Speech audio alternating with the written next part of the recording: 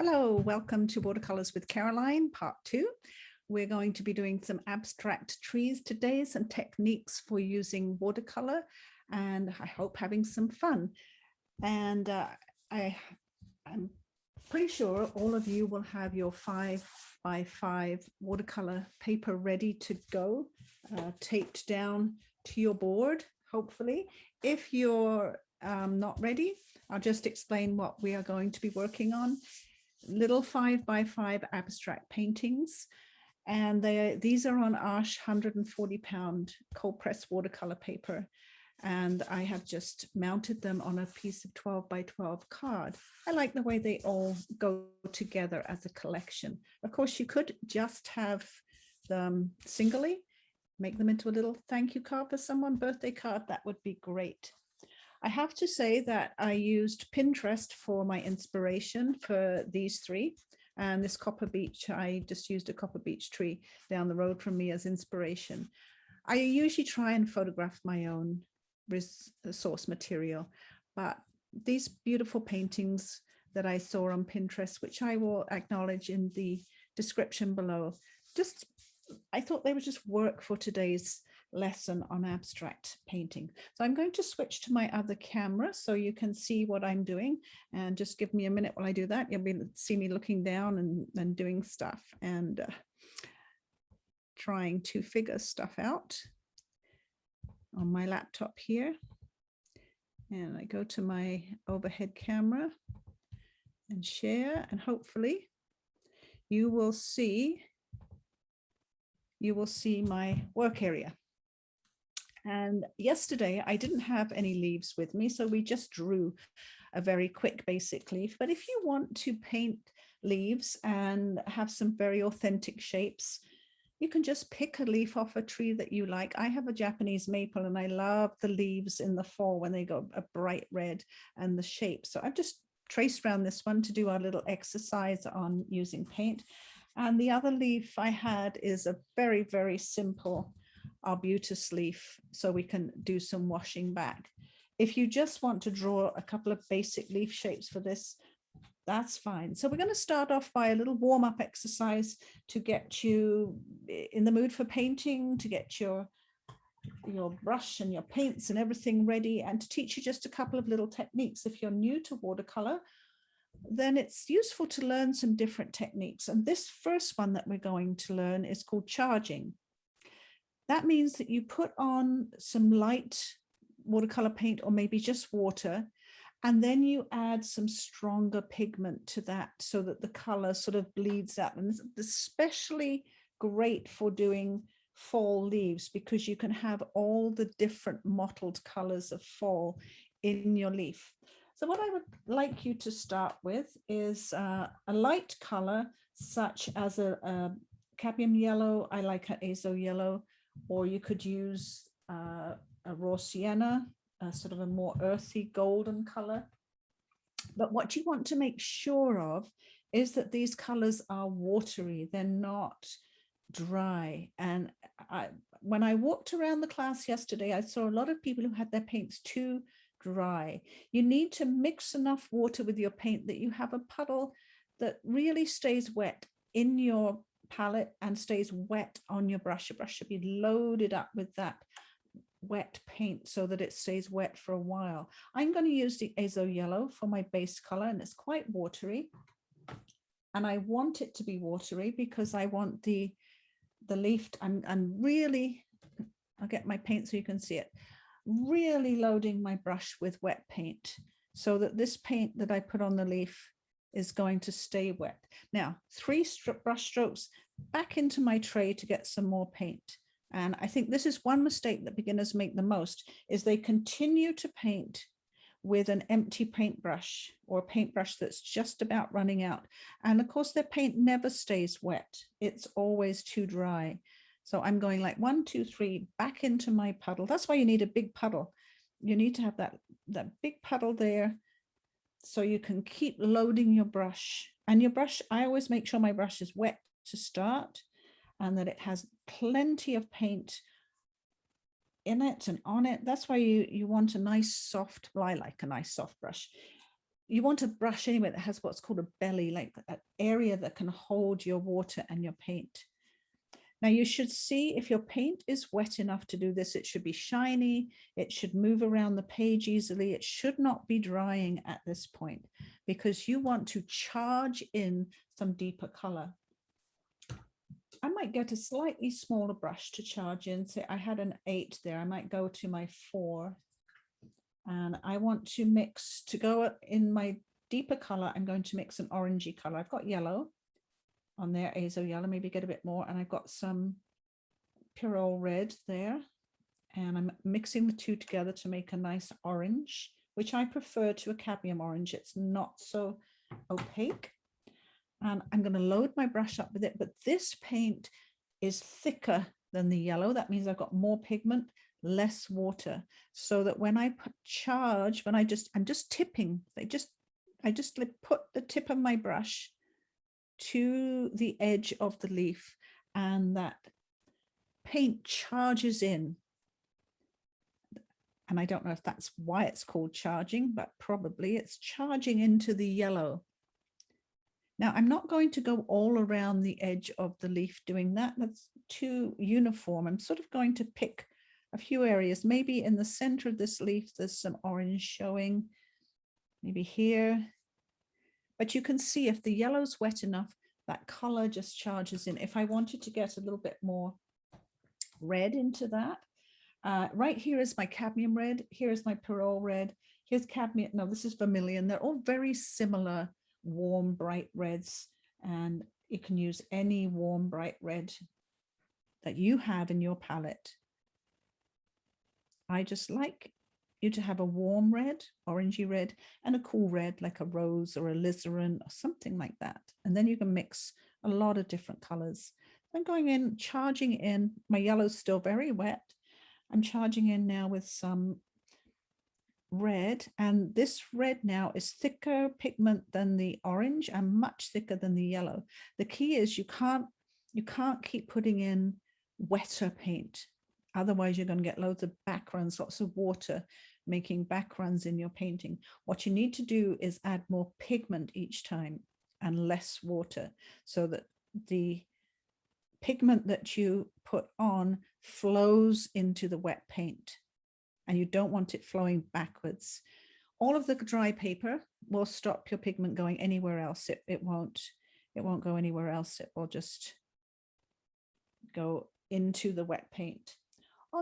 Now the leaf that I just picked has got green and red in, and that's not a good idea to do those two colors at the same time because they make brown, which is a leaf color. But if you want to see the distinct green and the distinct red, it's better to put the green on first and let that dry, and then wet it and put the red in afterwards, because then you'll get distinct green and distinct red, and you won't have a lot of brown happening, which is very pretty on a fall leaf, but you might want to have the much prettier effect where you can see the light green and you can see the dark red as two separate colors. I will get a little bit of alizarin crimson. I have to find I have two palettes here. I have a lot of different colors, rose colors, alizarin colors. So I'm going to get a bit of alizarin. I'm only putting it over here so you can see it. I'm just putting it in this corner here. And I want to put a bit of very dark. See, it's all still really wet. If your painting is not wet at this point, you need to add more water to your paint. That's one of the key things I think that beginners have trouble with, is learning to add more water to their paint. Just keep practicing. I know it's tough when you're a beginner. It's really hard to learn how much water and paint to use, but the more you just keep practicing little things like this, like a little leaf. This is my practice pad. This is my cheap paper. So I don't mind if I do a dozen of these, if I, waste the paper a little bit. Not waste it, you're learning, but you know what I mean? It's not going to be a framer, a keeper. Although if it is, the paper's good enough. You can cut it out and put it on a little card or a frame. And I think that's enough for that leaf. It's got some, a fall leaf will have all kinds of splotches and things on there. You could, if you wanted, Add burnt sienna is that very deep orangey brown. It's an earth color. And if you wanted to add a little bit of burnt sienna to that to get some brown mottling on your leaf too. I'm still charging this color in. My yellow is still wet, just starting to dry at the tip of this leaf. And I want to make the tip of that leaf a little bit darker. Maybe that one. I put burnt sienna with my red and my yellow to make a very, see over here. I've got that on that corner. I've got the alizarin on that corner. I got the red over here. I have all that mixed still here, except for the yellow. I can get that back in a different palette. A little bit more. Don't play with it too much. You get to a point where you're going to lose all of your yellow. And I'm just trying to do a demonstration here. But just if you don't get it for the first time, if your first leaf, the yellow's too dry, it doesn't work, just do another one. And then another one until you'll have that aha moment. You'll be like, oh yes, I just got the mix right this time. And you will feel good about it. And that's another thing. If you're a beginner and you're struggling a little bit, don't feel bad. Everybody starts somewhere and we have a journey to go on and it should be fun. Now, I don't know if you can see with the lighting, it's just a pencil drawing of a leaf here. And this one is going to be a technique called washing back. It's kind of the opposite of this one. This one, you're putting more pigment on and more pigment on and building up the color. And this one, you're going to be washing back the color. So I don't want to waste paint. I'm wetting my number 8 brush again, because I want my brush wet. And I'm going to get this pigment and add a bit of burnt sienna to it to make some strong pigment, because we're going to start with strong and then we're going to lighten it. But it still needs to be fluid pigment so you can make it flow and it's not going to dry up on you. So what I'm going to do with this strong reddish brown color is I'm going to put it on the edge of this leaf here. I drew around an arbutus leaf. Yesterday, I just did it freehand. And I'll take that down there in a minute. Now, I have wet, strong paint. I'm going to get a little bit of water on my brush. My water pot's over here. So I'm just dipping my brush, getting a little bit of water on my brush. Not too much. You don't want to be like dripping water everywhere. And I'm going to pull it along the edge of this paint that I just put on there. I'm going to wash my brush completely. Can you hear it? Swish, swish, swish. Get a little bit of that water off the brush. Don't want too much. And I'm going to pull the rest of that paint down into just water. It's going to soften and dilute all the color. And you get what's called a soft edge to that color. On the side where I put the dry paint, not the dry paint, the dry edge of the leaf, that's a hard edge. That's called hard. And then all this is soft edges. Get a little bit more of that paint, take it down on the stem. And of course, this could just be step 1 of your leaf. After this is dry, you can put on some veins, you can put on something else. You can also charge on this leaf as well. Once you've got that on, I can get some red and I can maybe charge that in here, just like touch with the tip of my brush. You're not painting it in. You're not like stroking it in. You're literally just dropping that paint on and letting it flow into the color. And I don't want to do too much for that because I've got a nice soft look to it and I don't want to spoil it. I can do a second layer if I want to. I'm going to get a little bit of yellow and I'm going to just drop a little bit of yellow in there while it's still wet and it's drying up. And I don't want to do too much more. If I start putting water and wet paint on now, I'm going to get what's called back runs, which will still give me a mottled look. Might want to have that look, but for this, I just want to show you how to wash back. And what you don't want to do in washing back, I'm just going to turn this sideways a little bit. If I have, I'm going to do it in blue just so you have a different color to look at. And it doesn't have to be leaves. Obviously, it can be mountains. It can be anything in your landscape that needs to go from sort of hard to soft. So if I was, say, doing some mountains here and I have my hard edge for the edge of the mountains, what I don't want to do, I'm going to get a lot of water on my brush now, which is not good. You don't want to go back into what you've just painted with a really wet brush, unless you really, really want to dilute that out a lot. And then you're going to have to, I have a cloth here where I wipe off some of that water. What you'll do is you'll take away all that color from the edge and it will all be washed out, which is okay. If you find you've put color on and it's too deep, yes, you can do that.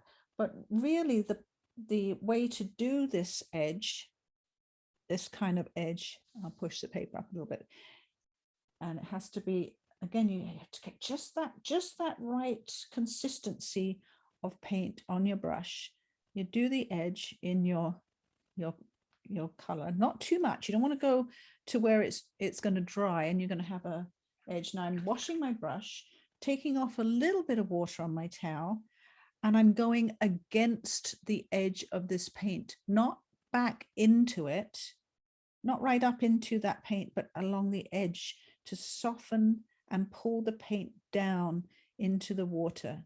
So the top is still strong, and coming down from there is getting lighter and lighter, maybe mist in the mountains or something like that. And sometimes you may get a background and you can use that to either make clouds, or you can tip your paper towards you so that your paint actually runs down into the water. Now, can you see the difference between this one where I went back into it and it's all uniform, same ultramarine blue color, whereas this one is strong pigment at the top fading into lighter pigment. And that's what we do with the washing back. And of course, you can do the opposite for mountains. There's just so many techniques. I'm only giving you a few. You can put, I'm really diluting this out in a bit more water. So you can put very, very, very, even more water. This is almost just like no paint on my brush. If your mountains were really in the background, you can have them very, very light, hardly any paint on them. And you might want some to show up a little more than others. So I'm going to get some stronger pigment on my brush. I'm going to add the tiniest bit of rose to add a little bit of purple. But you can't have water on your brush at this point. It's got to be stronger pigment. And before this dries, I could charge in, I've got a little bit of rose mixed with that ultramarine, and I'm going to charge in a little bit of color on some of those mountain tops while the paint is still wet. And this is too dry here. And if you come in with too much water, you're just going to get water runs. Watercolor is all about how much water you use. And if you look at this leaf, it's still wet. And I don't know how far we're in time. I can't see my timer on there, but we're a few minutes in and it's still wet, even on this cheap paper. Your good cotton paper will keep it wetter even longer. Let's get to our little square paintings that we're going to do today. Now you're warmed up a little bit, and of course, if you're watching this video, you can just pause it and practice that if you would like to. Come back another day and you can do one little square painting a day if you don't want to do them all at once. However you like, that's the beauty of the video. I'm going to go, yesterday I skipped about a bit. I have to stick to the order that I've typed them. I typed them on a sheet for those that take my class. They have all the instructions on this sheet and a color picture. And the first one that I put on this sheet is One Fall Tree. And that was Emil Demirbach. I don't know how to pronounce it. It's not an English name. And I saw this sort of painting on Pinterest. And I liked the flow of the paint very, very much. So I thought I'm going to be inspired by that to do some nice loose paintings. Now, when you do a loose painting, use the biggest brush you can for the size of paper. This is 5 by 5, quite small. I'm going to use a size 10 brush for the very loose part. Biggest one I think I can use on this paper. And if you're painting loosely, don't hold your brush up tight here like you were using a pen or a pencil. That's not the hold that you want for loose painting. You need to hold it more sideways like this. It should loosely, like if you put your hand like this, it should loosely rest in the crook of your finger and thumb here and just be very, very loosely held by your first finger and your thumb, and it can rest on your second finger here. And that way you can really just loosely move your brush around, and sideways is kind of better. You're going to get more paint down and get a much looser look. The other thing I want to caution you about when doing these is to leave some white space, especially between these colors. It's abstract, but it's meant to look like fall leaves on a tree, foliage on a tree. And if you look at a tree, there's often spaces between the foliage where you can see the sky and the branches through those spaces. And the white space is so beautiful and sparkly in a painting, especially a watercolor, because it's just white paper. So when you're painting, be aware, or try to be aware, there's a lot of things to think about, that you leave that white space and don't fill in the whole tree. If you do fill in the whole tree, don't worry. We're just having fun here. Always start in watercolor with your lightest colors, and that's usually your yellows and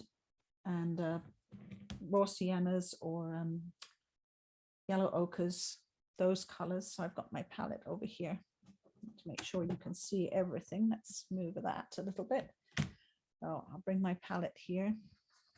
Maybe turn this around. Trying to manipulate this for the camera means I have to paint in a teeny space, but that's okay. Right, I have my yellow, and it's quite watery because I want it to move about, and it's going to mix with some of the other colors. And I want to start sort of here. I want to kind of go on a diagonal, and I don't want my brush strokes to be too predictable, but I want to plan to come down here on a bit of a diagonal, thinking that I've got to come sort of down the side of the tree, come down to the ground, and leave some space to put some other colors on there. And maybe have a little bit of yellow out here for, you know, when I go to the park to photograph the trees, there's always leaves all over the place on the ground and flying around, so you can have that look. It's an abstract painting. Now I want some raw sienna, which is a earth color. It's like yellow ochre. I have it down. You know, you can't see that down there. I just literally have run out of space, and I want that to blend with that yellow.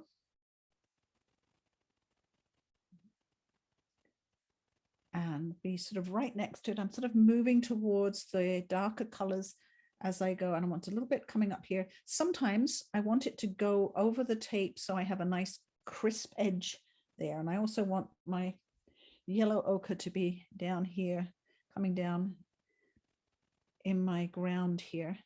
You need to have a shape that is going to work compositionally. Even though it's abstract, it has to have good compositional rules, you know, has to sort of point into the tree, ground the tree a little bit, has to be sort of off to one side in the center's not good. You can have a little bit of splatter, a little bit of splash, you know, splatter. I quite like that. You just tap your paintbrush, have a little bit of splatter. Now I'm going to go into burnt sienna, which is that orangey brown. The two siennas are beautiful, beautiful earth colors, burnt sienna and raw sienna. And I want to get deeper with my colors as I go across here. I don't want to obscure the yellow, but I do want to have it blending into the yellow at points. And I don't want to lose some of those white spaces. Remember, if you're painting now, don't lose some of those white spaces. It's so easy for them to disappear all of a sudden. I like to have a little, there's a lot of orange, warm, brown and warm colors, and I like to have a little bit of cool pink in there. I've got some permanent rose, one of my favorite cool pinks. I just want to put a touch there, and a touch here, just a little touch of some cool pink with all those warm colors. And we're also going to have the cool blues in there too. I think a little bit of that red that I have up here, I'm going to add a little bit of rose to that to make it a little bit cooler. And you may say red's a warm color, it's not cool, but in art, we split all the colors into warm and cool colors. So a warm red has more yellow or orange in it, and a cool red has more blue in it, like rose, permanent rose, rose madder, quinacridone rose, quinacridone magenta, alizarin crimson. They all have more blue in them. So they are what we call the cooler reds. And you need a warm red and a cool red to really make all the colors that you need. Now over here, right next to that sort of rose, that permanent rose I've put there, it would be good to put some ultramarine blue there. Make a bit more space here. Pretty soon my palette gets filled up with color. And I might mix a little bit of rose with that ultramarine blue to make it a little bit violet-y. And right next to this, that's a little too dark. Get a little bit more water with it. Right next to that rose, I can mix that ultramarine and violet in there. It will mix nicely with rose.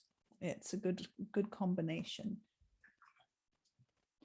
And then I'm going to go back to a bit more ultramarine, and I can put that in.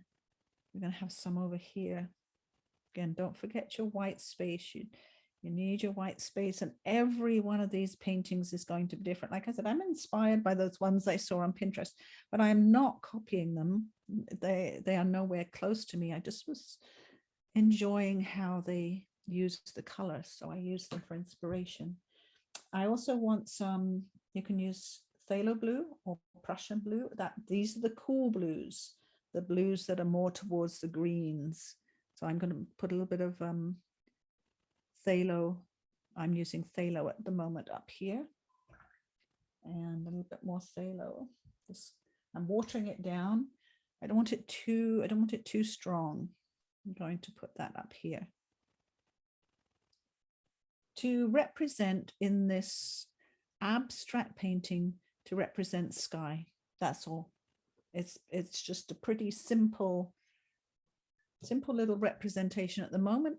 It is just abstract color on the page. Later, it will have a trunk and some branches, and it will form a tree. I'm just thinking I'm going to mix the burnt sienna. I have my burnt sienna here with a little bit of ultramarine blue to darken it up. Always a great way to just darken your brown rather than have to find another dark brown. And I want here where the base of the tree is going to be, I want to have it a little bit darker, just while it's all still wet. I put a little bit of dark up here too. It's always nice to have some really dark colors as well as your really bright colors. When this is dry, if you want a little bit more intensity, as it will dry a bit lighter, you can go back with a second layer once it's dry. That will work for you. But right now, I think that is enough. And I want to let that dry before I go in and do anything else. Now, that's why I did 4 this week. All of them need to settle in, blend, and dry before we come back and do the tree trunks on them. So they need a little bit of time.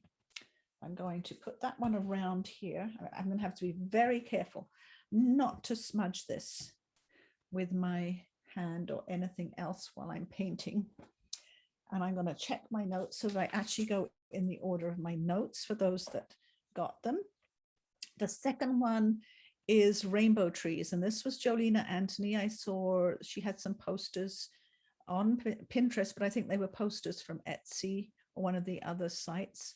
And I just liked how she had sort of used all the rainbow colors to make her fall trees in a rainbow pattern.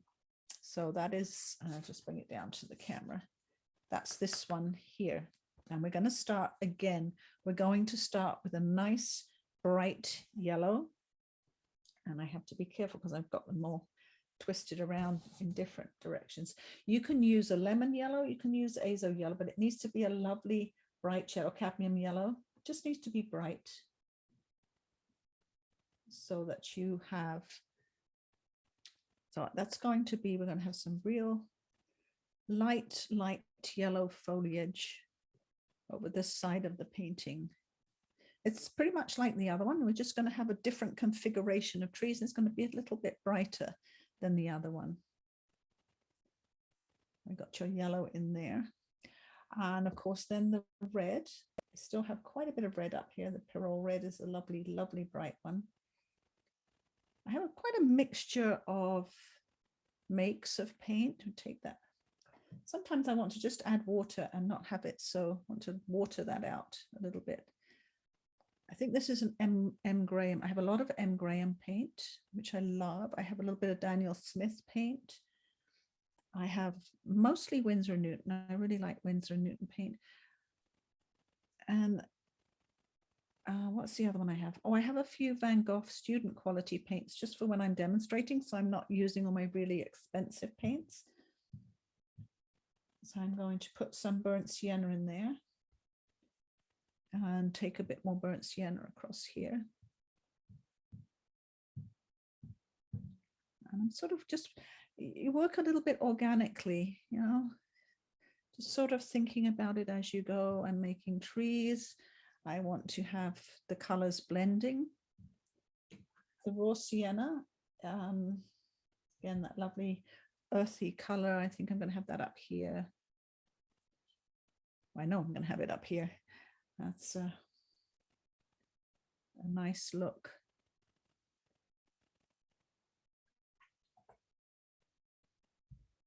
And that's a little bit of sepia with the burnt sienna to make a darker brown with that little cooler brown here, just a little bit of cool brown. And I need a bit more orange, so I'm going to mix my orange, my yellow, and my red, just to mix a bit of orange. I want a little bit more orangey up here, maybe here. Now we're going to want a little bit of green tinge, so I'll get a cleaner palette to mix a lovely bright green. You can use your azo yellow, and I made that with some phthalo blue, just checking my notes. That would make a really, really bright green, just a touch. Don't need very much phthalo blue, and you're going to have that in here. Now my yellow's still wet, so it's mixing just very nicely with that light green I made. I added my azo yellow, the tiniest touch of phthalo blue, because phthalo blue is very, very strong and it can quickly overtake your colors. So bring it down here a little bit. As I touch the reds, I'm getting browns, but that's okay. We've got browns in here. We grab a little bit more yellow, a little bit more yellow here. We want to add some blues, a little bit of blue to this. And again, I want to have a little bit of cool pinky red. I'm grabbing my permanent rose. It's always my go-to. Alizarin crimson's a good one too. And just a little bit of permanent rose. It's quite a strong color before I go into the blues. Some phthalo blue. Here. I have phthalo blue in the green, so I'm going to use quite a bit of phthalo blue in this. And I mixed up that purpley color with ultramarine and rose just now. Got a little bit of that over there. I'm just reaching over to my other palette, a little bit of that purpley color. Remember, these are rainbow trees. These ones just need to have sort of pretty much all the colors of the rainbow in there. And if I put that purple in up here, I'm going to get a very dark brown where I put it. Oh, there we go. On this one, I have a little bit of a slope here. So I'm going to paint that with water. And I put a little bit of that green in this, a little bit, not too much. I want it very, very light. A little bit of the raw sienna, just a tiny bit, just to have a slight ground for the trees. And again, we're going to leave this and come back and put tree trunks and branches in later. And we need to let all of this kind of fuse together. You pretty much don't know what it's going to do. And if you feel that some of it's not blended enough, you can come in, I've just got a wet brush, just want to like push that around just a little bit more. And then I want to put all of this to one side to work on the other two. Put that over there. And remember, the paint will slope, it will run away. So you have to put it somewhere where it's not going to tip to one side and all go in the wrong direction. So that's the rainbow trees. Now the third one, I'm pretty sure, is subtle fall colors. So not so bright for this one. That's this one here. And when I was putting these on the background, I thought, I don't want bright, bright, then subtle, subtle. That's just not very balanced. So I went with bright, subtle, well, not very subtle, but not really bright, and then bright. And that seemed to work, to have them diagonally opposite each other, to keep the eye moving around and not seeing too much bright color at once. And I really like the subtle colors in this one. We're going to use raw sienna, or you can use yellow ochre for your light golden colors, and the burnt sienna. And then we're going to mix the two together, the burnt sienna and the raw sienna, to make the gray like we made last week. And if you add a little bit of Prussian blue or phthalo blue, a cool blue, into the gray, you can just change the gray up a little bit. And then a little bit of ground down here with a very light gray. So it's a sort of a different configuration of trees. This one was more over to this side. These are going to be more over to this side. These are sort of right across the paper. And when we get to the copper beech, that's right over to the left-hand side. Oh, again, you always start with your light colors. And my lightest color in this one is my raw sienna. So I want to get some nice light raw sienna. If you want to yellow it up a bit, you can always in one corner add some yellow, so that some of it is raw sienna over here and some is more of a yellowy raw sienna. And I want it to be quite watery. I don't want it to be too thick, so I'm adding a bit more water. And that's what you have to be very careful with. Yellow ochre can be pretty opaque and quite intense. So if you use yellow ochre, really water it down. And I sort of want a little bit of it here for some trees, and maybe a bit more. I'm just getting a little bit of yellow on my, brush to have it. It's sort of raw sienna at the top and then a little bit of yellow at the bottom. And here too, I'm just going to wet that and then get a bit more raw sienna and have some raw sienna here and coming through here. You know, sort of working it around. And now we want to go to the burnt sienna. I'm going to put the burnt sienna right on top of that raw sienna. There is no reason not to. If you feel you're done with the raw sienna for now and you want to go into your stronger color, let's put it on the top. And again, I'm going to have some leaves here. I want some of this mixing. I want to see some of it. I don't want it to all mix together. I have a nice bunch of burnt sienna in here. Maybe down here. I can add more if I want more later. Sometimes I do, to keep it moving around. Right, that's enough of the burnt sienna for now. I want to add to that some ultramarine to make the gray. And if you add too little ultramarine, you're just going to get a brown color. If you want a good gray color, you have to add quite a bit of ultramarine. I do want it to be quite gray and quite strong. This is the charging part. You know, I'm charging in. I've got some much stronger color here. And I want to charge in with the stronger color and have it blend into those other colors. I'm going to add a little bit of that rose to it. Oh, it's just so lovely when you can add different colors to your gray. You don't need it to all be the same. Don't ever worry about trying to match your mixes. You know, when you run out of a gray and you can't match it, just mix something close or something different. It doesn't have to be the same. I'm going to add some Prussian blue to that gray. Too much, Caroline. See, if you add too much, I'm just going to go back, add a little bit more brown, a little bit more ultramarine blue, and I've cooled it down with a little bit of Prussian. So it's going to be a slightly different gray as I go. And I want a bit more water in that.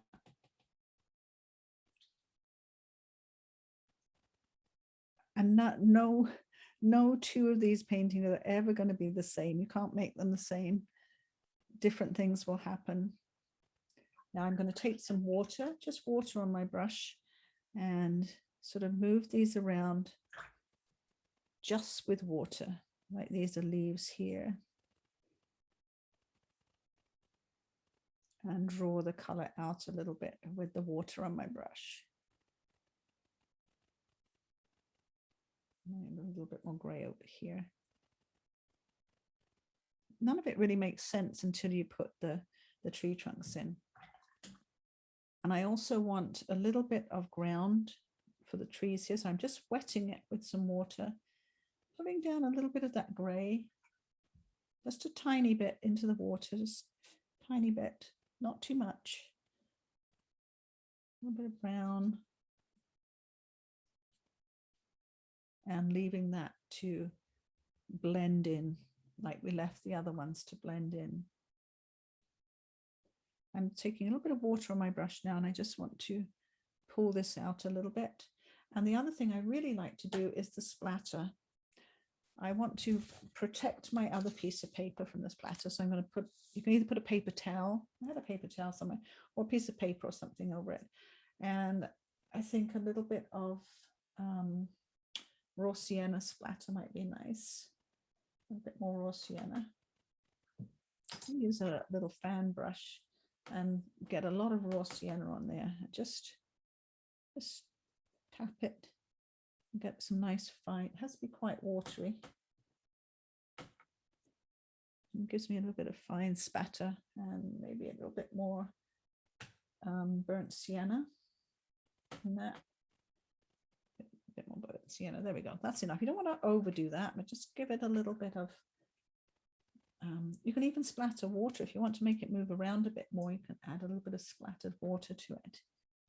And of course, we need to leave that to work its way together and dry and work on the copper beech. Now, this is a lot more realistic than the other three, but I just thought it hung together with that loose tree look, and sort of went with the other three. And I didn't have any others from Pinterest or anywhere that I found that piqued my interest to make a group of 4. So went back to one I did before.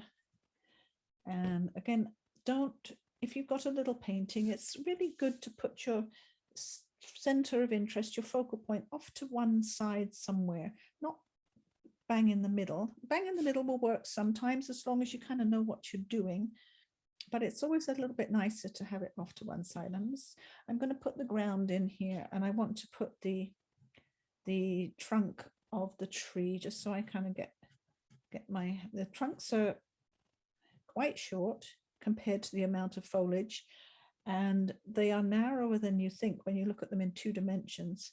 They are not as big and wide as you think. And of course, coming from the bottom of that trunk, quite low down for oaks and beeches and those kinds of trees, the branches start out pretty low down. I'm going to have those branches coming up. And I want the beech to fill a good part of that piece of paper, remembering again my white space.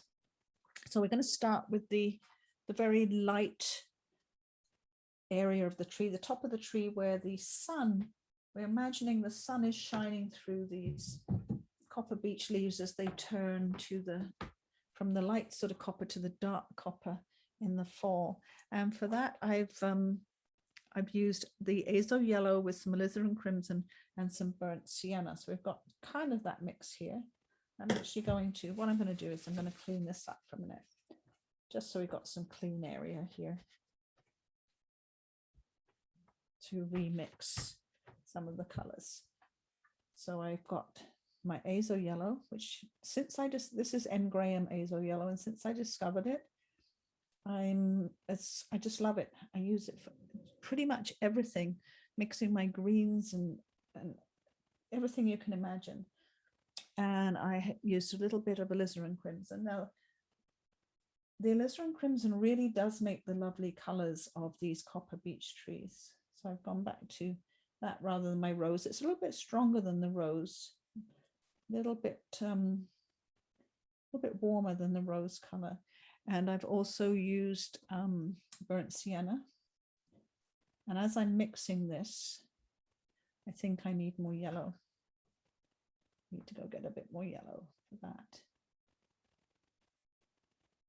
And I want it, remember, we need it watery. We don't want this to dry very fast. We want it to be watery for quite a long time.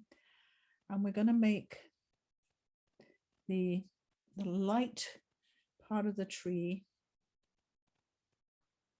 is going to have this sort of golden color, this golden coppery color. Copper's very, very pink. And I'm going to add a little bit more alizarin crimson as I go into this side.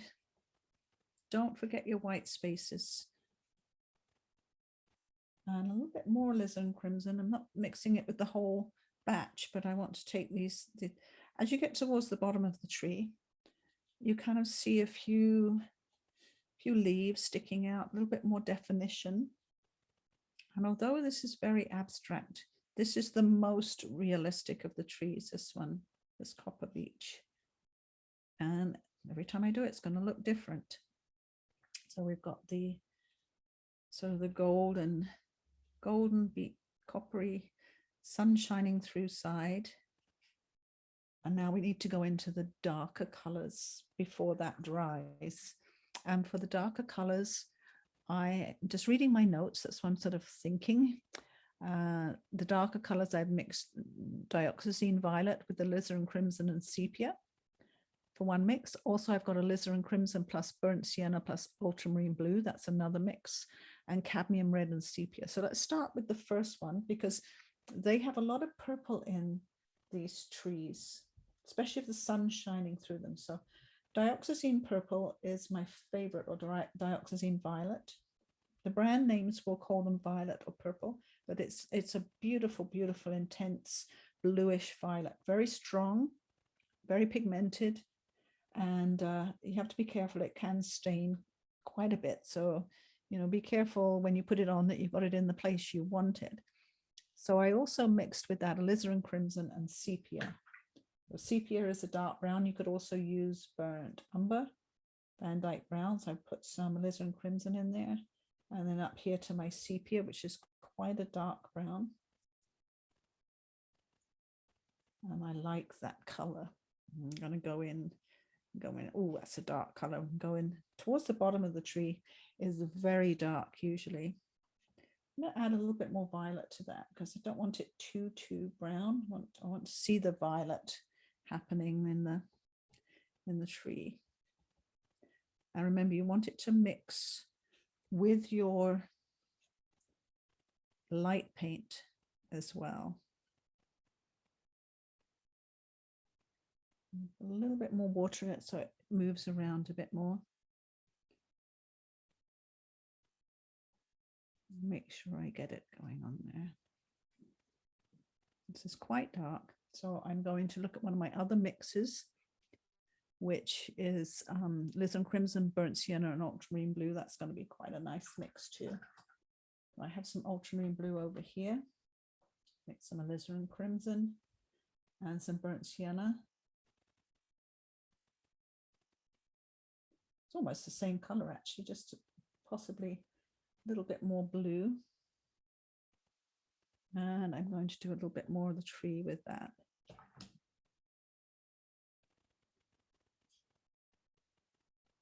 It's just a more browny color.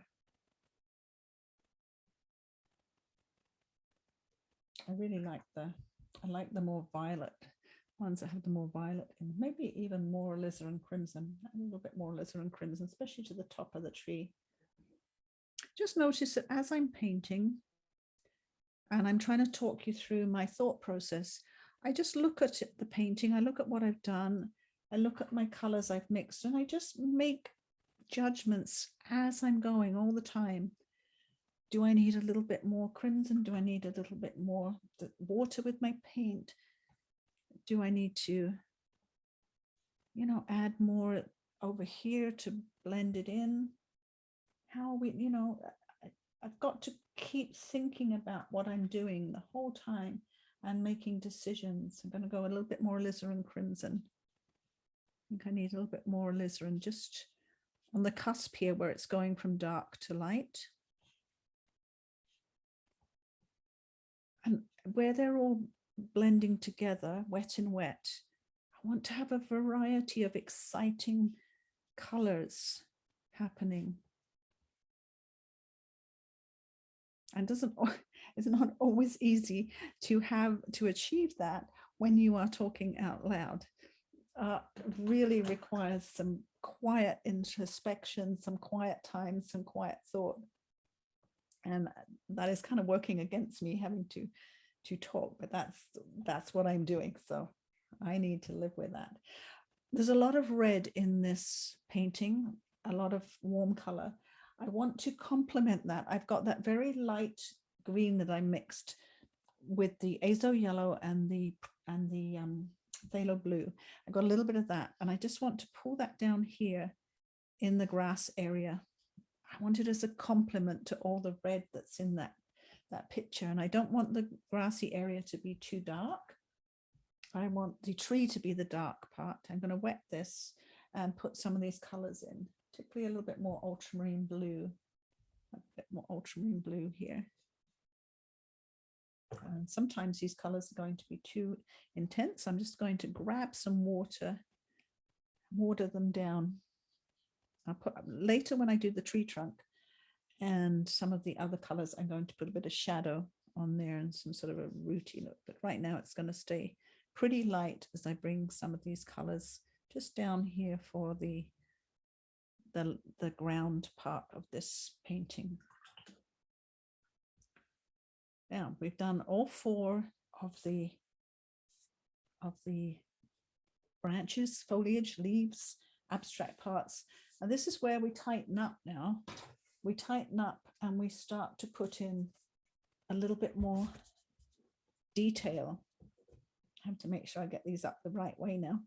I twisted them all this way and that way, but I'm pretty sure this is up the right way for the first one. And it's not quite dry. So what I'm going to do is I'm going to pause the video and use my hairdryer to make sure that these are dry. And if you want to, at this point, if yours are still wet, it's a good idea to pause the video and make sure everything is perfectly dry before you move on. So let me do my pause record. And there we go. They're all fairly dry now. And I have put for a nice dark mix for the tree trunks. I've said you can use sepia and ultramarine blue and maybe a little phthalo blue and alizarin crimson. It depends on, or you can just use one of your browns like Van Dyke brown or burnt umber or sepia. If you just want to use that, I would add a little bit of blue though, maybe to gray it up a little bit. But I have a nice mix that I made yesterday using all of those colors, and it was almost black by the time I had mixed it up. So I didn't throw that away or anything. I just left it to dry yesterday. And I'm going to add a little bit of water to reconstitute. I'm going to add a little bit of burnt sienna. Wanted a little bit more brown. It's very, very gray black. So that's a little bit of sepia. So that was ultramarine, alizarin crimson, burnt sienna, a little bit of sepia. Basically, you know, your darker colors. And we're going to use this for tree trunks and a very small brush. I've got two small brushes here. I've got a 2/0 script liner or rigger brush, a nice Princeton brush. It has very, very thin, long hairs on it. I don't know what to call them, not really bristles. Yes, they are hairs. There must be a correct word. I think I would know the correct word, but there you go. Sometimes you just don't.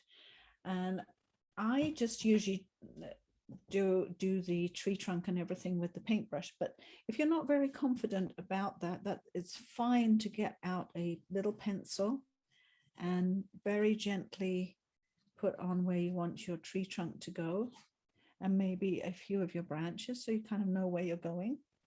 And our branches are going to sort of go into and out of the foliage here. And this is a pretty abstract little tree here that we have. So we've got not, you know, it's just the branches will definitely suggest to the viewer that this is a tree. And I also want some sort of root things happening here, as if there's tree roots, maybe a little bit of land. So now I've got my pencil lines in. You may not be able to see them very well. I've kept them very light. I don't want them to intrude on my painting too much. And I'm going to use, this is a number 2 silver black velvet brush. And I want to do the main part of the trunk with the, you can use the number 1. I like round brushes. I just prefer them. But you may not, you may prefer a square brush. And whatever you like to use, that's what you use.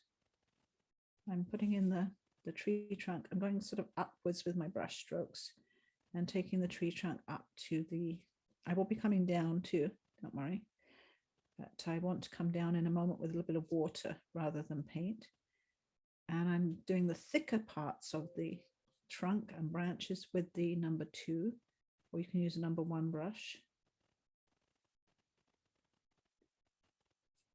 And now I've got the thicker part of the tree trunk in. I'm actually going to put some water on my brush.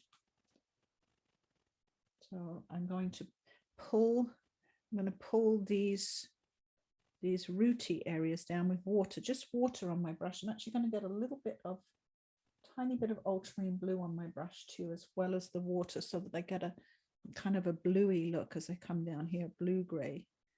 And I want to pull that down, a bit more water.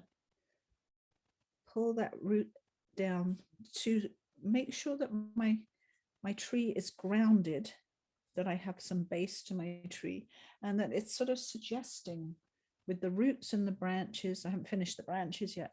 It's suggesting a tree to the viewer from this abstract painting that we have here. I'm going to just add a little bit more water. I want a watery look to that.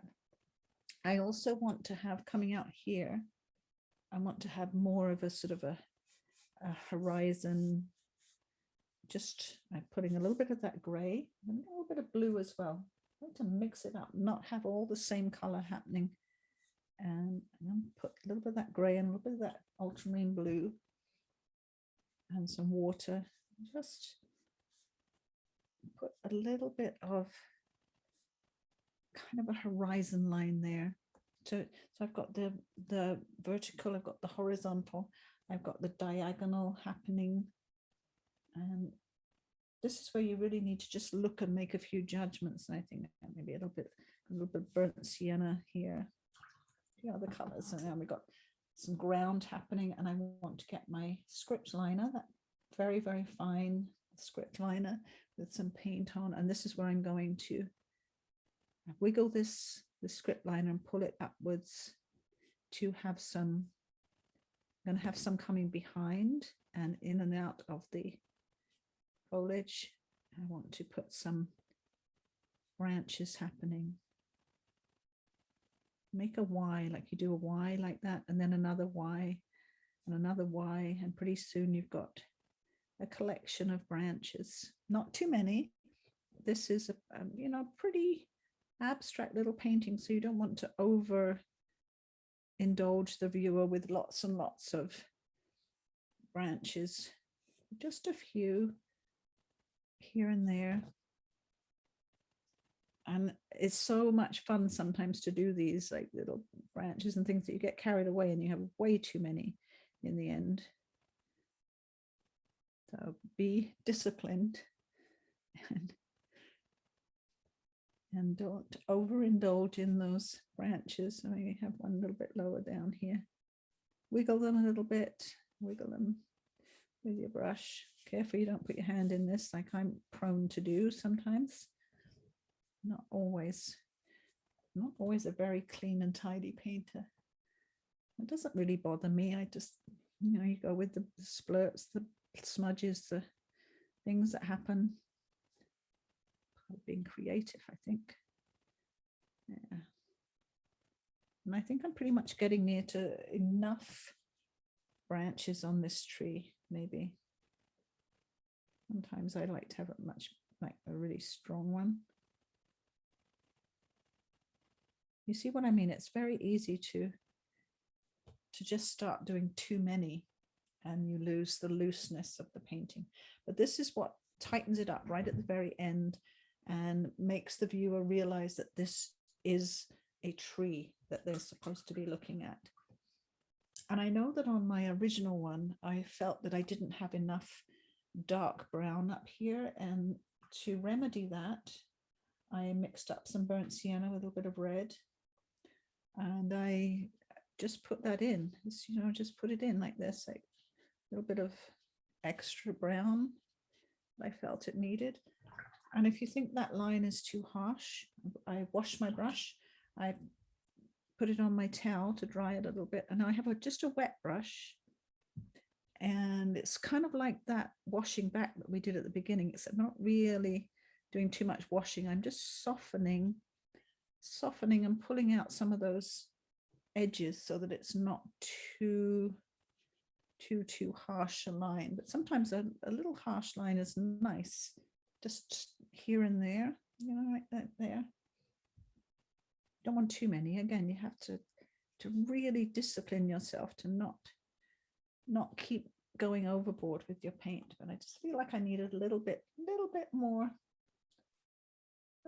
color, a little bit more depth of color, and maybe got some ultramarine blue here just so that it mixes with that burnt sienna. It will look much more intense while it's wet.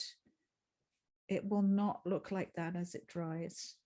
It will lose its color and soften into the other paint as it dries. So I think that's enough for that one. I'm pretty sure I feel like that's enough. I don't want to overdo it. And I'm going to turn it around to get to my rainbow trees over here. And again, if you want to make sure with your pencil that you have everything going in the right direction before you start with your paint. Now, one of the main sort of points of this one is about here. There's a tree, a big sort of trunk coming in a diagonal angle. That sort of makes that space the way I would like it. And the branches. Sort of off to the side of that one is one coming more this angle over here. And there's a few more. These are like an alder grove, like alders can grow kind of very spindly, and you get lots of them with lots of spindly trunks and spindly branches, and that's what this is sort of like. Oh, I've sort of got my shapes going in there. Go back to my little number 2 brush. I want to add a little bit more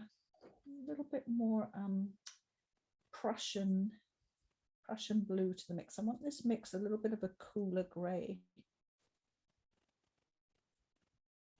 I'm putting some Prussian blue in there. That's going to cool the gray mix down.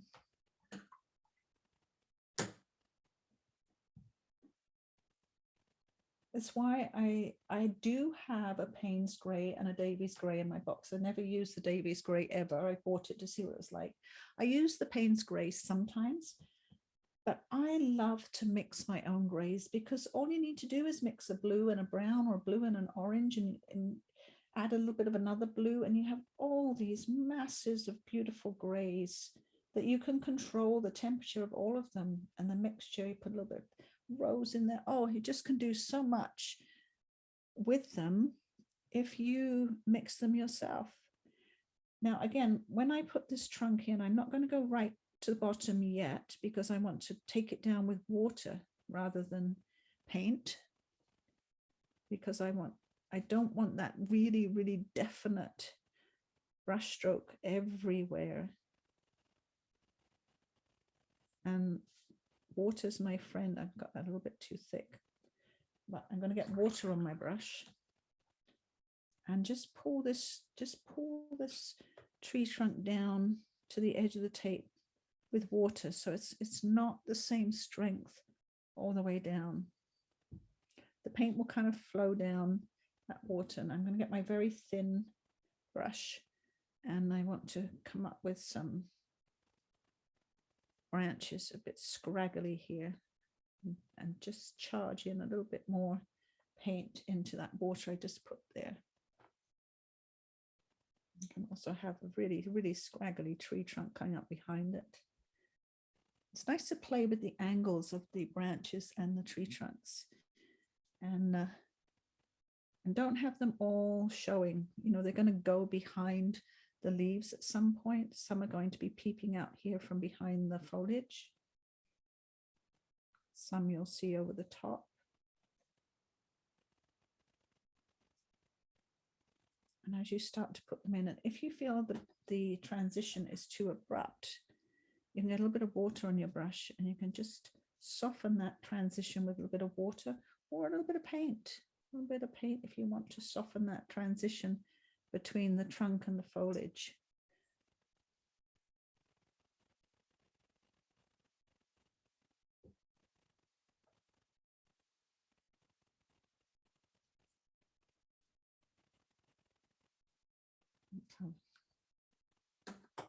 This one coming, let's have this one coming down here. Of course, some can come behind. We have another one right here. They don't all have to be, they don't all have to be in front of, you know, side by side. Actually, we don't want them all coming down to the edge either. We don't want them all coming down to the edge. Some of them are going to be up a little bit. Lose track of what I'm doing here. Losing track of which one I'm working on. So some of them I don't want to come right down to the edge of the paper.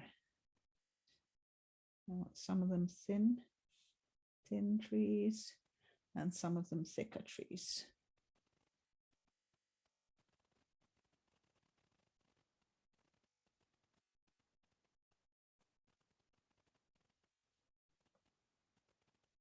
I'm going to switch to my other thinner brush. Oh, no, maybe I won't. I'll switch back for a minute. I want that one. So some of them I'd like to come right out the top here. And some branches.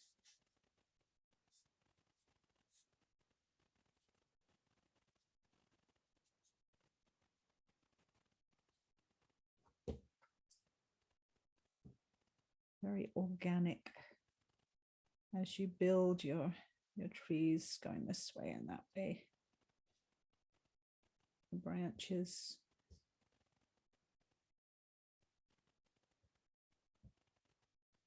Maybe some here.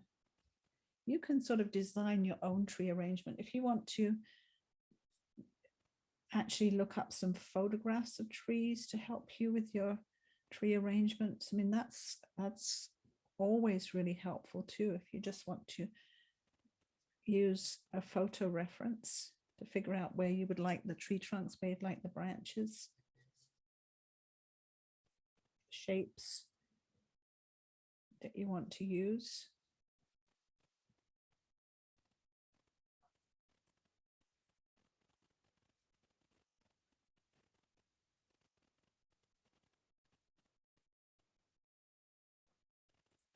And I haven't put in much rounding yet. Oh, I know what I haven't put in. I haven't put in very much in the way of sort of roots. This is all still wet, so I'm going to take a wet brush and put in a bit of water here. Maybe a little bit of burnt sienna. I bring a little bit of water into the tree trunks. I can sort of bring them down here without having definite ends to them. I'm going to get my little brush, a little bit of gray on. I'm just going to kind of pull into that water. I'm going to pull some sort of tree rooty shapes. Just pulling my brush in through the water to make some sort of tree rooty shapes here.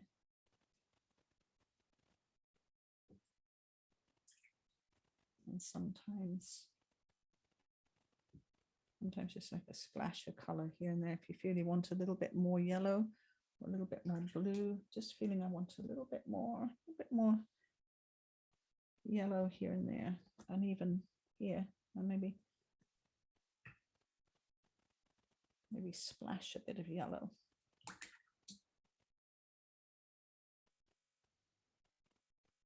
And sometimes you need to wait a minute as well and kind of look at it and think, what more do I need? We'll come back to it in a half an hour and really look at it from a different point of view, different angle, and see what you think. Maybe you think you want a few more trees or a few more branches or a little bit more showing through.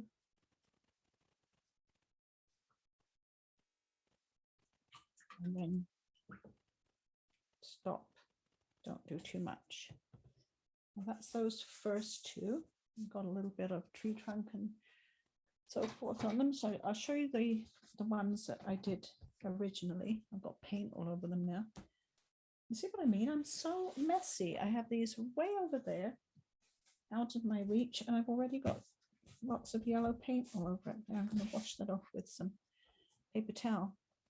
So we've done this one with the tree trunk, and now we've done this sort of rainbow trees, and we've put some tree trunks in. So now we're going to do this one. This was the one that had the angled tree that I got confused, and this one is not so angled, but this one, we've got the white space here, the angled trees, and these are like the older growth here. So more than this one. I kind of see them as 1, 2, 3, 4, but I didn't type them that way. I typed them 1, 2, 3, 4. So I have to keep reminding my brain which one we're working on. And we are going to work on this one here, the sort of the subtle fall colors, which were the grays and the browns and yellow ochres. And again, if you want to use your pencil first, and when I was saying about the tree that was off to an angle, I was really thinking about this one, got confused for a minute. So again, I'm going to put that tree coming off to an angle here. And we have some here. And a few scrubby alders here. I really like to do a lot of this with the brush. I seem to think better with the brush. And that same mix, it's ultramarine blue and Prussian blue and burnt sienna and some sepia. Put all that in there. Again, I'm going to do the tree trunk to here with the thicker paint, the more intense paint. And I want to get water on my brush, just water. And I'm going to pull the paint down to the tape, just water on my brush. Maybe this one too. I just got water on my brush here. Of course, my brush, because it's got a bit of paint on, is a little bit dirty. And now I've put that tree trunk in with some water. I'm going to sometimes if you just wiggle your brush as you're painting, you have that lovely look of crooked branches and crooked trees. And I have a few little like wispy bits of grass coming up, just flicking the brush up there. Oh, I think I'll stick with my number 2 brush for a minute, and I'll have some tree trunks here. A bit of water on my brush and a bit of green on my brush. Just going to switch it up a little bit. This one here not quite coming to the edge. If it's too green, you can just go in and charge it with a little bit of gray.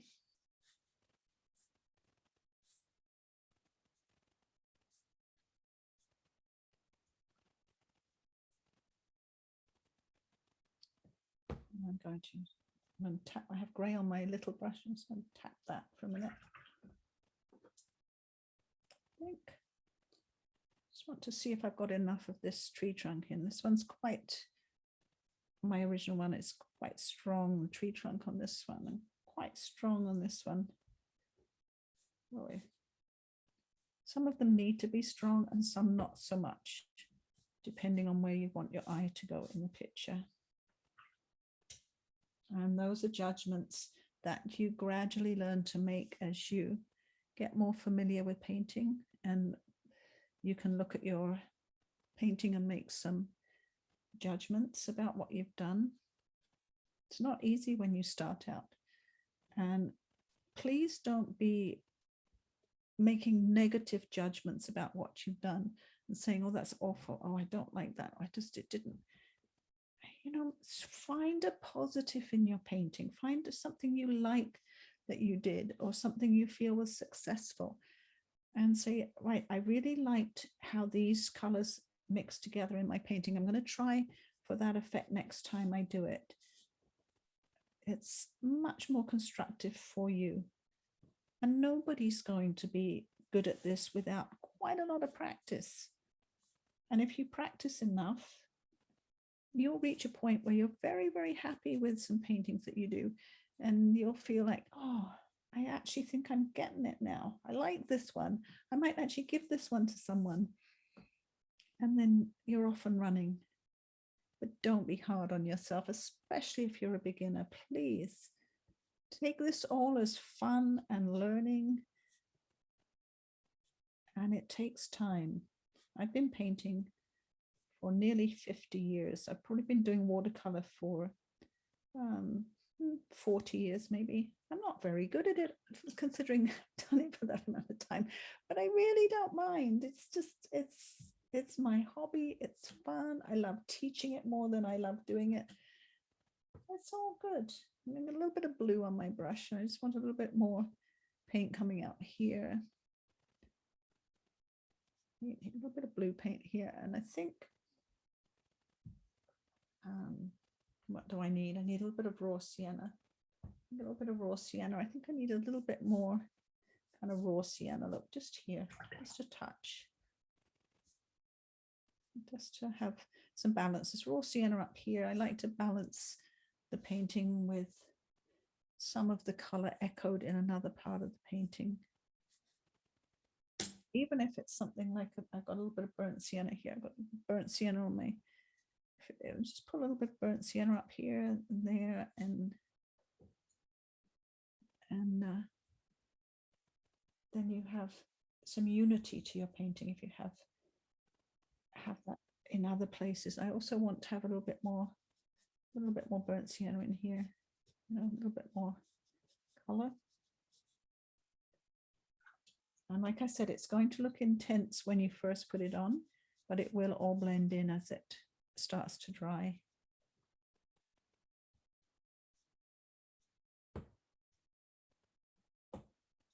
Tap, tap, burnt sienna. There we go. Right, don't do too much. Turn it around. Last one, the copper beech. And you can see how much that has lightened as it's dried, that dark color that I put on there. And sometimes it will separate out and you can see all the different colors that you put on there. I want more brown in this trunk. So I have a very steely gray here. So I want to put some sepia with that and some burnt sienna, then a bit more brown, even some violet, because there was violet in the tree. Remember? So we've got a little bit of violet in the tree trunk too. And that's a little bit more like I would like. What size brush have I got there? Number 4. That's probably too big. Go back to my number 2 and let's put the tree trunk in. And I want to add even more violet to that. That's still a little bit neutral, a bit too brown. And from that, I want to have some, go to a slightly bigger brush. I want to have some shadow from that tree. I want that dark color to come down into the shadow. I also want to get some ultramarine blue, and I've got the violet. Now a little bit of ultramarine blue. There's always a lot of ultramarine blue in shadows. It makes lovely, lovely transparent shadows. You can often see the color underneath. And bring this down, tendrils, and up from the tree. Now, one of the things that this line coming down here does is we've got this big, heavy mass of tree up here. that's really our focal point, but we have to give it something to balance it down here. And if you don't have some, you know, dark lines balancing, you don't have to have real thick lines or anything, or anything too much, but there has to be some balance, something that holds it in the ground. And also this line of roots coming in here in shadow, they are directing your eye into the tree, to the trunk, and then you go up the trunk and around the tree and back down the tree, and this one too. All these lines are sort of giving the viewer direction. And of course, I haven't finished this tree trunk, or anywhere close yet. I just stopped to get I want to have the branches that come from quite low down in here. And you can see a bit of a trunk through the foliage further up. Sometimes you can see it further up. And you can definitely, you know what I always do? Put my hand in the wet paint. Really bad at that. You definitely want through some of these spaces see your branches. That's what gives it a tree look. Sometimes when you have a really big tree like this, you will also, through some of the gaps, see the trunk now and again.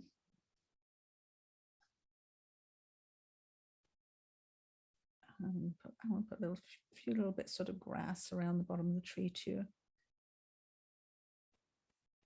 The branches often come from very low down.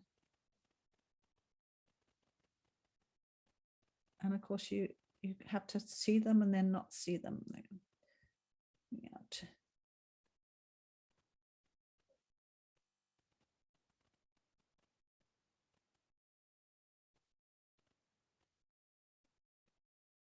Sorry, I'm going quiet and think about what I'm doing.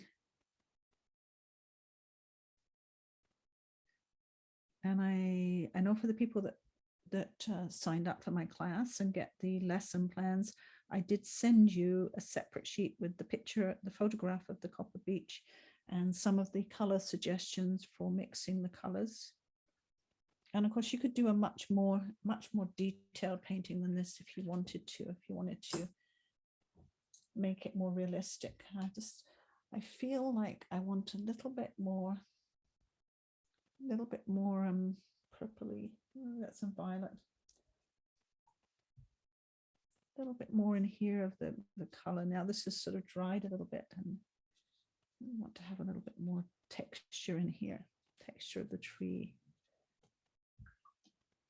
And then the reddy colors, I want to have a little bit of splatter and cover up this other one, which is actually wet. A little bit of splatter around there. Sometimes you don't even really notice the splatter in the paintings, but they sort of give it just a little bit of something. Also, I noticed on my other one, I got a bit of warm color here in the corner to balance the warm color on that edge of the tree. I'm just going to smush that in with a wet brush. And I think that gives it a little bit of good balance. And like I said, I had a little bit of green here too, like the grass here. That gives a little bit of complement to the reds in the painting. A little bit more red there, maybe just a touch more. See, I'm charging.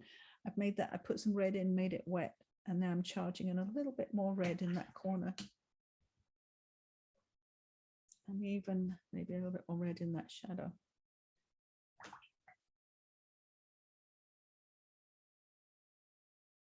And with such a little painting, I have to be so careful not to go overboard and do too much. I think that's good enough. Yeah. Right, that's our 4 little paintings all done. And if you want to, I went to Michael's and I bought, just reaching, sorry. In Michael's, they had the 12 by 12 square paper in, I found blue was one of the colors they had. I think it was $5.60 something maybe for a pack of, trying to think how many sheets, possibly 30, I'm not sure, but quite a few sheets anyway. And I bought a pack. And when I get 4 more that I quite like, I'll put them on here.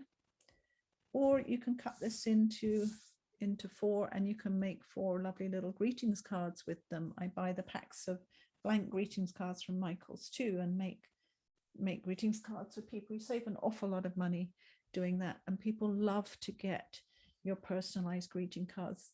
But you can buy all sorts of rubber stamps. I have rubber stamps that say happy birthday, thank you, Merry Christmas, and a bit of black ink, and you stamp it on there or you stamp it on the inside, and you have a lovely little card. If you don't know what to do with all of your beautiful little paintings and you want to use them for something.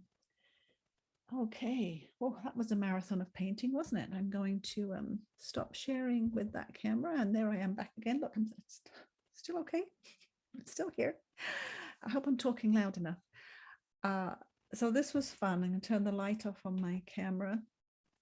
And next week we're going to be doing vegetables, and it will be my photographs next week. My vegetables, my husband's vegetables, he would say. He grew the vegetables, and we dug them up, washed them, photographed them, and we'll be painting beetroots and carrots. Realistically, they will look realistic, but with a loose brush stroke.